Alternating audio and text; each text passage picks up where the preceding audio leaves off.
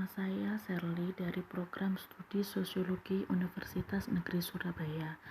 Akan sedikit sekali menjelaskan tentang fenomena pasar tradisional yang tetap bertahan hingga saat ini. Tentunya dikaji menggunakan teori dari Bourdieu, yaitu modal sosial. Kebetulan yang menjadi salah satu lokasi analisis kali ini yaitu Pasar Gede di Kota Malang.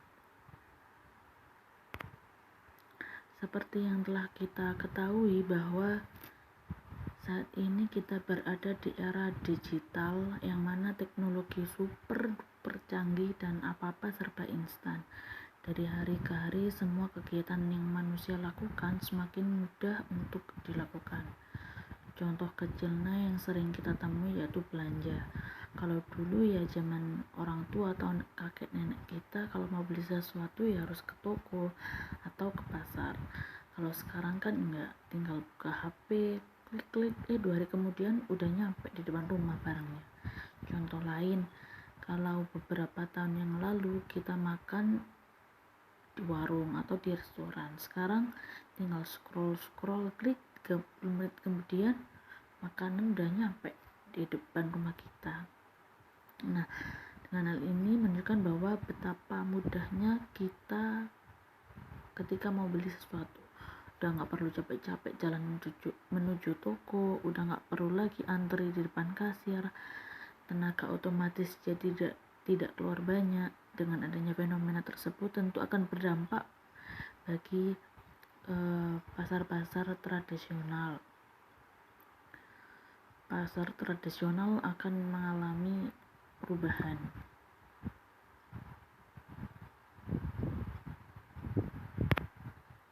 Nah, pada awalnya pasar tradisional merupakan satu-satunya tempat di mana seseorang bisa membeli barang yang menjadi bahan kebutuhannya. Namun seiring dengan perkembangannya zaman, saat ini telah berkembang pesat yang namanya pasar modern dan pasar online. Pasar modern yaitu sebenarnya pasar yang menjual barang yang hampir sama dengan pasar di tradisional, akan tetapi dengan tampilan atau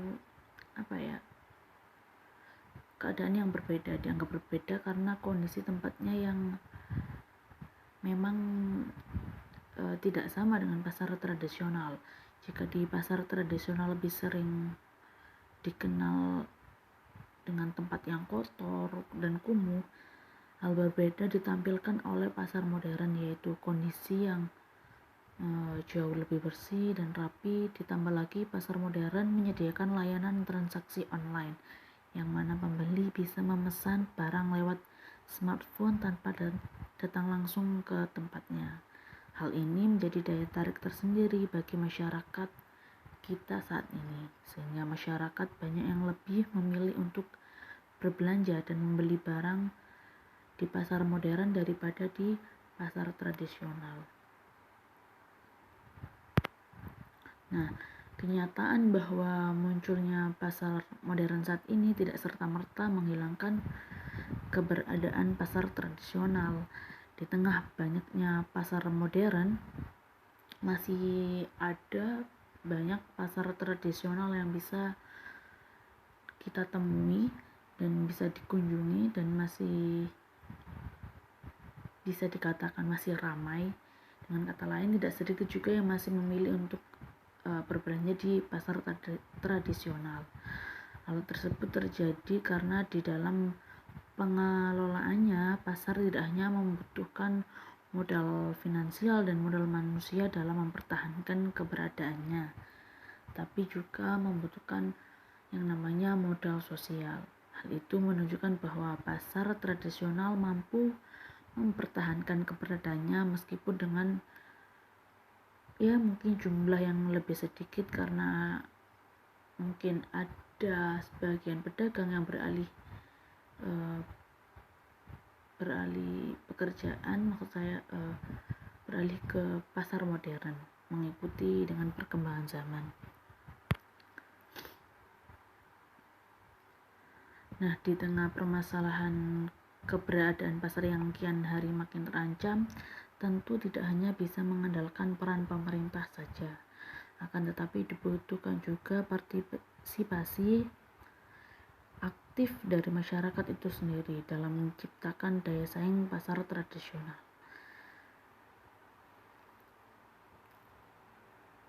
Ketika kebijakan pemerintah sudah tidak dapat menanggulangi keterpurukan pasar tradisional, maka yang dibutuhkan adalah inovasi dari pedagang pasar. Dengan demikian, untuk meningkatkan daya saing pedagang, selain diperlukan peran pemerintah, juga diperlukan peran aktif pedagang yang mempunyai modal sosial.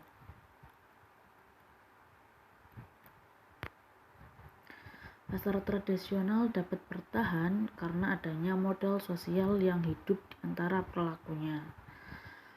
Revitalisasi dianggap perlu dilakukan agar pasar tradisional mampu bersaing dengan pasar modern.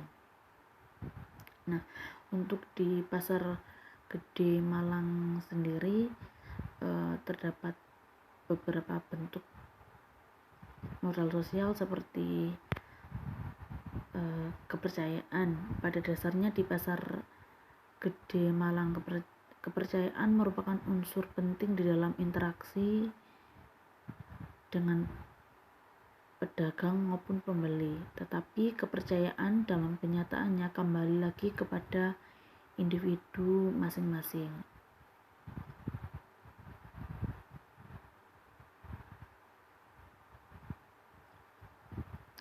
Sebagai contoh, mungkin di dalam kelompok pedagang tersebut memiliki kegiatan arisan. Nah, tidak semua pedagang yang di dalam pasar tersebut mengikuti arisan tersebut karena mungkin ada rasa tidak percaya dengan pedagang lain. Namun yang tidak mengikuti hanya sedikit dari banyaknya pedagang tersebut. Yang kedua yaitu jaringan yang terjalin antar penjual serta antara penjual dengan pembeli pun cukup unik. Hal ini karena jaringan yang terbentuk secara alami dari tindakan ekonomi. Dibuktikan dengan hubungan penjual dan pembeli. Apabila pembeli puas berbelanja di toko penjual, maka ia akan berlangganan serta merekomendasikan kepada pembeli lain. Selain dua hal tersebut, ada juga bentuk modal sosial yaitu norma. Dalam suatu hubungan atau ikatan antar pedagang serta hubungan pedagang dengan pembeli, pastinya ada yang namanya peraturan, baik secara tertulis maupun tidak tertulis. Aturan biasanya berkaitan dengan moral yang berlaku di masyarakat. Dalam aktivitas di pasar tradisional, nilai dan norma tercermin dalam tindakannya seperti saling membantu. Misalnya nih, ada pedagang A yang mungkin diharuskan pergi sebentar keluar, mungkin balik ke rumahnya untuk mengambil barang. Nah, bisa saja pedagang B dan C membantu untuk menjagakan atau sekedar mengawasi toko tersebut agar barang-barang yang dijual oleh pedagang A tidak ada yang mengambil atau mencurinya. Sekian dari penjelasan saya, kurang lebihnya mohon maaf.